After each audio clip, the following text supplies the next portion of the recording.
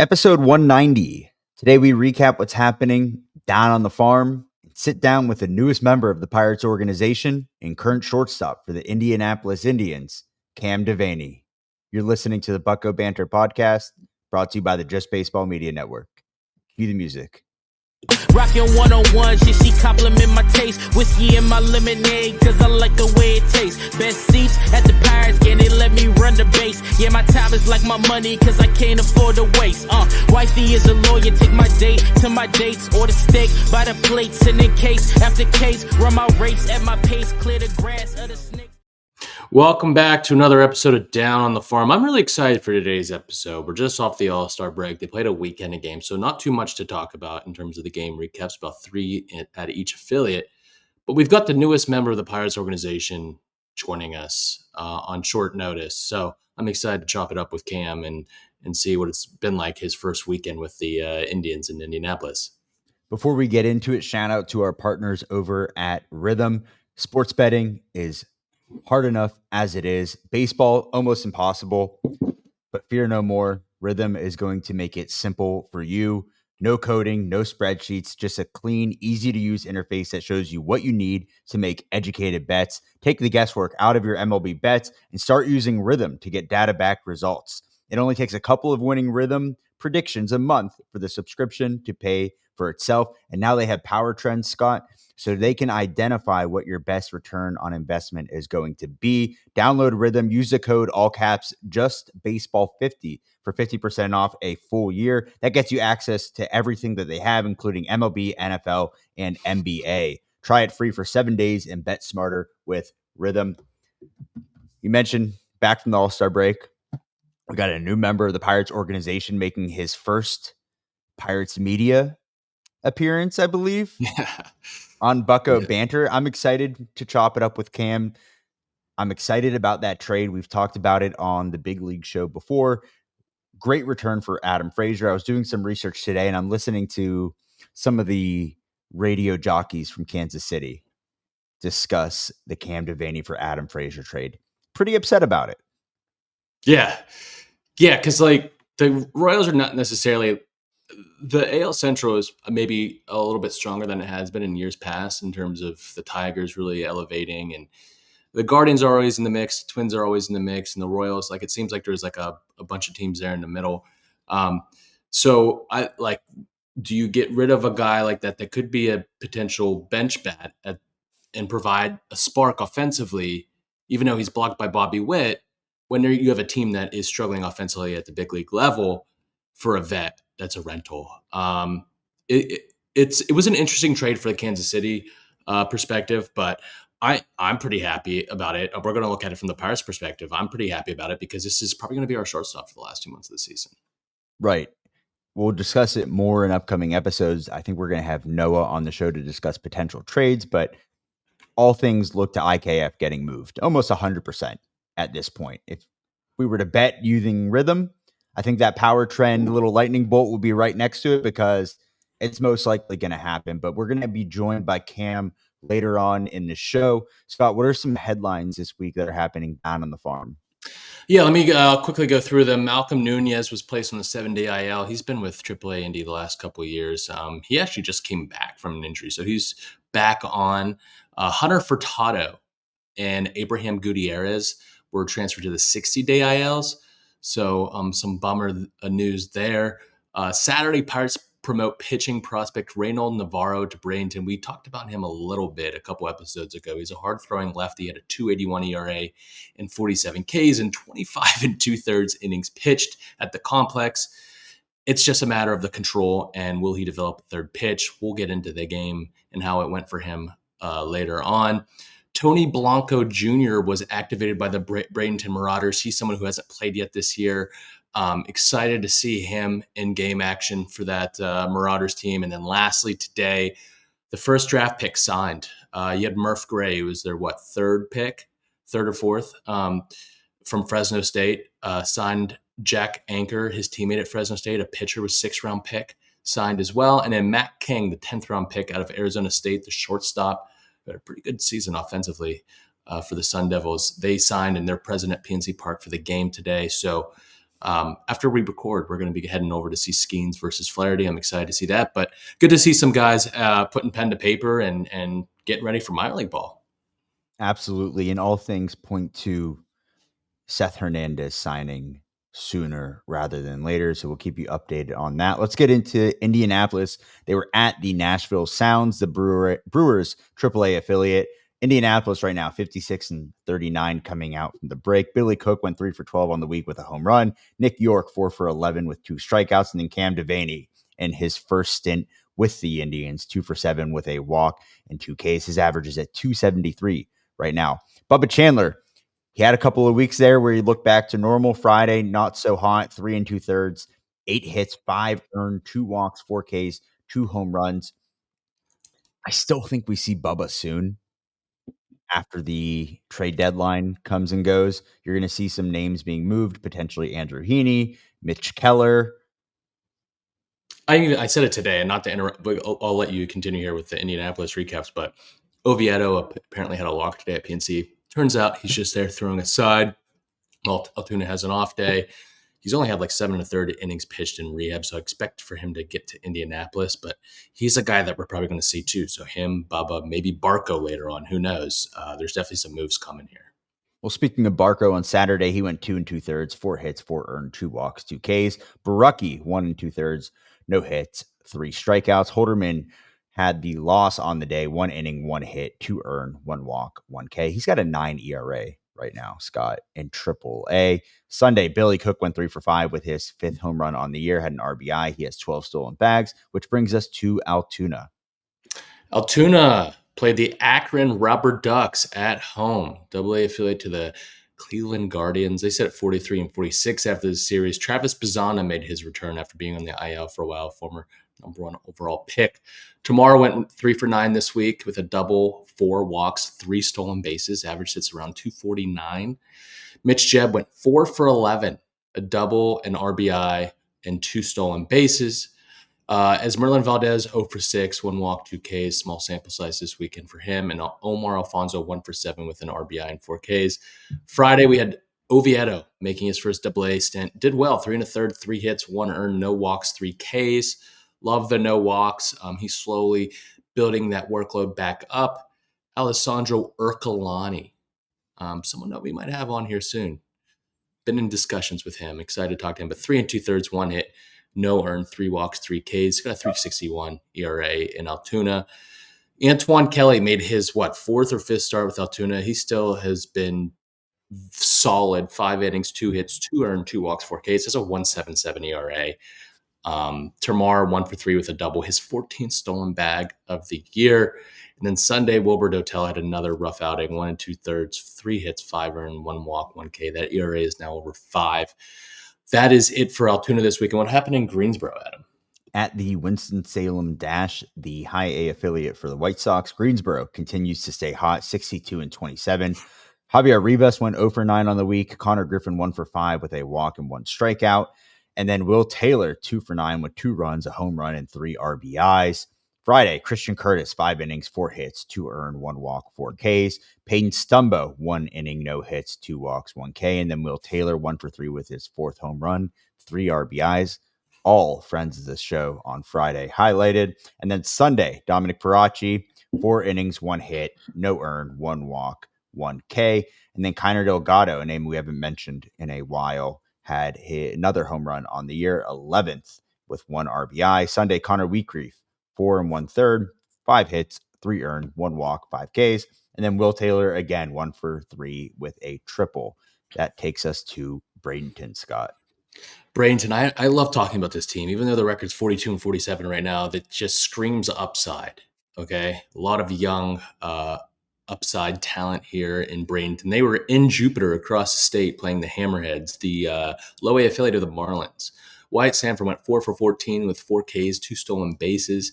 Your Donnie De Los Santos, 5 for 14, a double, 5 RBIs, 2 stolen bags. Tony Blanco Jr. went 1 for 3 with an RBI in his first 3 at-bats at affiliate ball this year. And then Edward Florentino, 3 for 9, double, 3 RBIs, 4 walks, 4 stolen bases. So Florentino continues to stay hot. Into the games Friday, Xander Meath, 2 1/3, 3 hits, 1 earned, 4 walks, 2 Ks. That the pitch count's still pretty low, or they're limiting him how long he can go. David Matoma continues to struggle a little bit. 1 inning, no hits, but 1 earned on 3 walks. ERA's at 4.78. Richard Ramirez has been a pretty good offensive catcher since getting called up from the complex. 3 for 4 with 2 RBIs. His average is at 315. Saturday, Reynald Navarro. The control issues came in. This is his Bradenton debut. 2/3 of an inning, no hit, 2 earned, 4 walks, 1 K. I'm excited to see him throw. It's developing at third pitch and working on the control. He's still a young arm, and he throws really hard from the left side. Tony Blanco Jr. made his debut. He DH'd and hit cleanup, 1 for 3 with an RBI. That the RBI was 112.4 mile an hour sac fly. The exit velos are real for Tony Blanco. We've seen him in person. He's a humongous human being. Donnie De Los Santos, 2 for 4 with an RBI. His 36 stolen bag. This guy's going to steal 50 bags in Single A this year, which is kind of nuts. I feel like every box score has De Los Santos in the stolen base column. And then Sunday, Florentino, 2 for 3 with 2 RBIs, 2 stolen bags. He's got 16. It feels like he got called up last week. And then Sanford, 2 for 5 with his 18th stolen bag. That is it for the Marauders, Adam. Not going to have a minor league player of the week simply because they did not play a full week of baseball, but we'll be back next week with our minor leaguer of the week. I'm excited to see how these episodes start to turn out because we're going to have a lot of moves, whether that's prospects coming in or going out. There are going to be changes made in the organization by the trade deadline, which will be when this drops 9 days away. And then you might see guys like Cam Devanney, who's going to be joining us in just a couple of minutes, playing shortstop for the Pittsburgh Pirates. Again, really excited to talk with him. Before we take a break here, Scott, we're going to PNC Park tonight. The sun is out. It's going to be hot. I'm not bringing an umbrella to the game, but you know what I would like to have? Like some kind of shade, like a cover. Absolutely. And we don't have a dome at PNC Park. We do not have a retractable roof or an open air ballpark, but maybe a tent from Tom's Tents could come into play, and he could provide the shade that we need to have the most comfortable, amazing experience possible. And that doesn't just apply to a baseball game. Weddings, quinceañeras, bar bat mitzvahs, family reunions, whatever you need a tent for, Tom has you covered. Scott, I say it all the time on here. Every time I try and call one of the big tent companies, I'm on hold forever. I end up just hanging up out of frustration. If you call Tom right now, what happens? I'll show you right now. Watch this. Hey, bud. Hey, Tom's Tents. You're live on Bucko Banner. Just want to show people how quickly you answer the phone. Thanks for answering. Of course. Tom's Tents, we always answer on the first ring to try to get through and make sure we can help our clients get to the meat and potatoes of what they need to do for their event, make it less stressful for them. So always going to try to call calls, try to answer quickly. So thank you for calling. You're the man. You're the man, Tom. Alrighty, I'll talk to you later. I'll see you at the Pirate game tonight. Pirates Tigers. Tom's Tents has you covered. Told you, first ring, crazy. First ring. Yeah. He's inspiring. He's great to deal with, and he's going to get you the best deal possible on a tent. You can go to tomstentspgh.com. Again, that's tomstentspgh.com for a quote. Tom's going to answer on the first ring, and you're going to have the best tent experience possible. Again, tomstentspgh.com. Let's take a break here, Scott, and then we'll be back with the newest member of the Pirates organization and current shortstop for the Indianapolis Indians, Cam Devanney.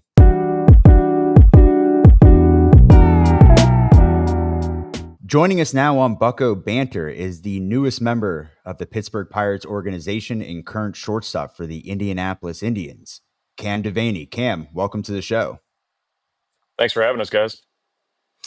Cam, welcome on, man. Welcome to the Buccos. We're happy to have you. Let's get right into it, man. Let's start with your story, your baseball journey. You got drafted by the Brewers. You got traded to the Royals, and now you've just recently been traded to the Pirates for Adam Frazier. Talk to us about like the whole trade scenario. Like, what's that like?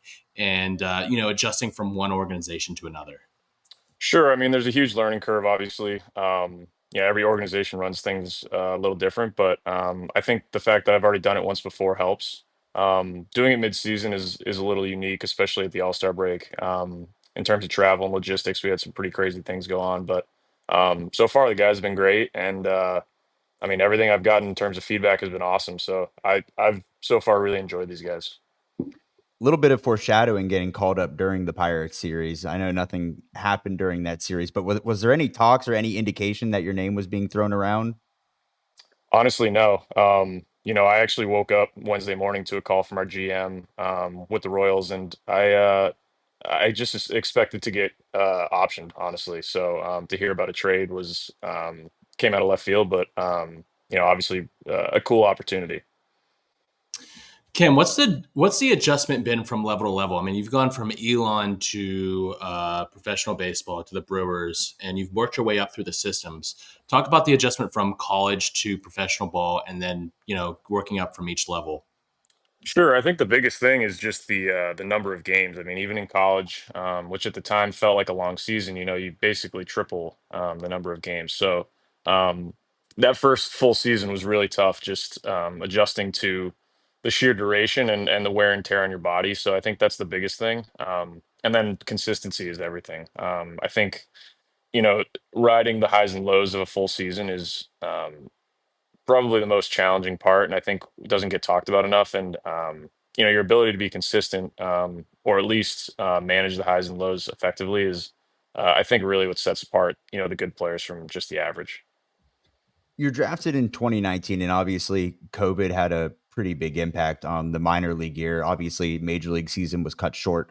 Do you think that had any impact in either your development or just, I mean, generally guys that are drafted around that time period having that year off of baseball or just getting slowed down in the process? Was that an obstacle that you found difficult to navigate, or was it just kind of hit the ground running once we're back?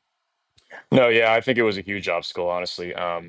You know, I had just gotten my feet wet in pro ball, and I was in the middle of my first spring training. So those are, I'd say, key development just times.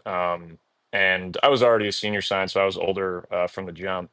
So it certainly didn't help. And I mean, it kind of showed. My first full year, I struggled. There were elements that of just playing a season where you kind of just it had been so long that you kind of forget the ins and outs, and you just don't have your routine and your feels quite where you want them. So I think losing that year was pretty big. I'm just fortunate that they stuck with me and gave me another shot. Absolutely, absolutely. Coming into Pittsburgh now, you've got a team that is, you're probably going to see an opportunity here pretty soon. Is that something that you thought about when you heard the news of the trade? Is that something that maybe excited you? Like, what were your initial thoughts when you got that call from your GM? Exactly that. I mean, I think in Kansas City it was tough because with Bobby and Michael on the left side, it's there's not a lot of opportunity there, and then India at second. So the biggest thing that stood out to me is just the room for opportunity and a chance to really prove myself. So yeah, I absolutely think about that, and I'm looking forward to hopefully getting a shot. Do you have a spot on the left side? I mean, obviously, shortstop is your primary. I know you've played third base, some second, even some outfield. Are you more comfortable at shortstop, or do you feel like you could almost serve as like a utility in that sense of anywhere in the infield or even a corner? Yeah, I mean, I've spent the most time at short, so I'd say, naturally I'm probably the most comfortable there, but being, a utility option is something I really want to dive into. So, I'm pretty much open to whatever the team needs. Absolutely, Cam. Your offensive game has really taken a step forward in recent seasons. What adjustments have you made at the plate with your approach and your swing and everything? You want to talk through that a little bit? Yeah, I think there's a couple things. One, I think as you get older, you start to learn how to slow things down and how to kind of gauge at bats in terms of how they're going to pitch you. Obviously, the more you do it, the more just the more comfortable you get with it. And another thing is just working. I worked with a new hitting coach this past offseason, Dan Hennigan. He's up in Philly, and I just honestly really clicked. Like I just the way he taught hitting really spoke to me, and I have a much better sense of what I'm trying to accomplish each day now. So I'd say that was the biggest jump year to year that I've had. And it showed. I mean, my move is cleaned up considerably, and there's not as much movement going on. So I feel like I'm more repeatable now, and yeah, I can just. That's the biggest thing. Like I said, consistency earlier, but repeatability is the same kind of idea. Like being able to take the same swing in each day is really important. I think Adam and I have both played, and have we all have had coaches that the way they talk about ball just like speaks to us better than some other coaches. Like I think we've all experienced that. I don't know. So makes complete sense.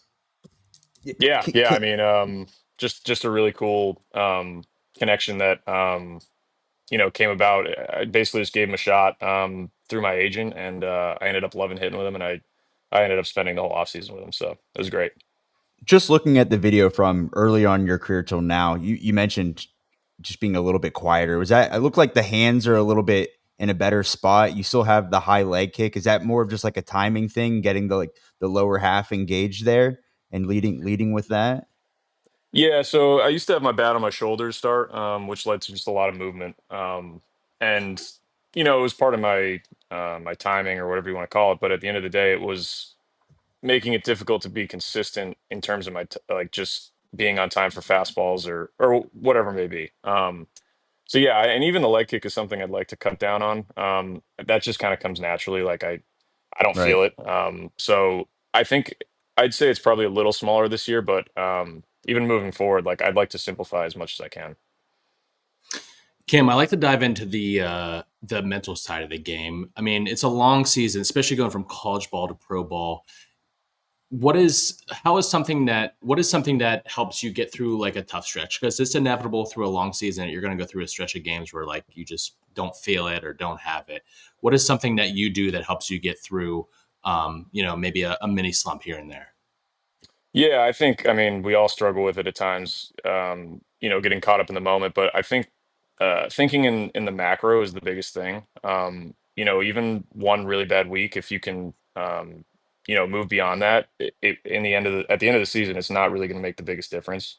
So whenever I feel like I'm, getting worried or caught up about one game or even three games, whatever it may be, I just try to zoom out and trust that, once I get to the end of the season, I'm going to be where I need to be. Going back to the hitting real quick, you had 18 homers at the break. I think your career high was around like 23 or something around there. So, I mean, clearly the power numbers have increased. Do you attribute that to some of the involvement in your swing, or is there something else that's deeper, such as like analytics or just overall approach that's helping contribute to the power numbers? Yeah, I honestly would attribute it just to the move that I have right now. I mean, Yeah, simplifying, and just I'm in a more repeatable spot where, if I get certain pitches, I know I can, just do damage consistently. Whereas I think last year there were stretches where I was trying to change or tweak things, really over and over, where I didn't give my body a chance to just settle in and like have the same move. right. Speaking of analytics, like how much do you use? I don't know, pregame scouting reports or any type of analytics between each game, or maybe even weekly going into certain matchups. I think honestly it's a tricky thing because we are given a lot of information now, and I think the hardest thing to do is just figure out what helps you and what you can kind of like push off to the side. That's something I've definitely gotten a better feel for as I've gotten older and as I've used it more. So I'd say I'm somewhere in the middle where I'm not, some guys just don't want to see anything. Some guys want, everything, and I feel like it's just too much. It's overloading. Um, I think getting a general baseline of what you're going to face is very important in terms of just preparation. But at the same time, the game's moving so fast, the ball's moving so fast. I think once you get in the box, you just have to kind of clear your head and trust in your own ability. I know you've only been with Indianapolis for the last series. Any discussion with Triolo, both being New Hampshire guys? Yeah, well, I mentioned it to him, but he said he was only born there, so that was Oh, kind of all a right. bummer. He I don't think he spent much time there, so that was disappointing to hear because I mean you don't see New Hampshire guys very often, so Yeah, I was gonna say we're leading the league in infielders from Nashua, New Hampshire. yeah, yeah, by a wide margin, I'd say. Right, right. I love that. I love that. I used to have my family reunions up on Lake Winnipesaukee, so I'm familiar with Oh, New Hampshire. awesome. So Awesome yeah. spot. Cam, I know you've spent some time with the Royals and some time with the Brewers. We usually ask this question at the end of our episodes with Pirates prospects. So this is probably going to be an answer from the Royals organization. But who have you played with so far, position player or pitcher, that has wowed you so far in your career? I'm gonna go with pitcher Noah Cameron. He's obviously Okay. lighting it up for them this year. Yeah. Really just his poise. I mean, he is completely unfazed. Even, I mean, he's had I don't know how many starts now in the big leagues, but he kind of walks around like he's been doing it for 6 8 years. I mean, it's honestly really cool to watch and just like inspiring. Honestly, like that's kind of how I think that's like something you would really want people to say of you. Is that you're ready for the moment and uh, you don't let things spiral out of control when things get big. So he's been awesome, and I love watching him play, and I'm hoping he closes out here strong. Cam, appreciate you joining the show. We're excited to have you here in Pittsburgh sooner rather than later. So looking forward to seeing you Pittsburgh shortly. Awesome, thank you guys. I really appreciate it. Best seats at the Pirates game, they let me run the base. Yeah, my time is like my money, cause I can't afford to waste. Wifey is a lawyer, take my date to my dates or the steak by the plates. And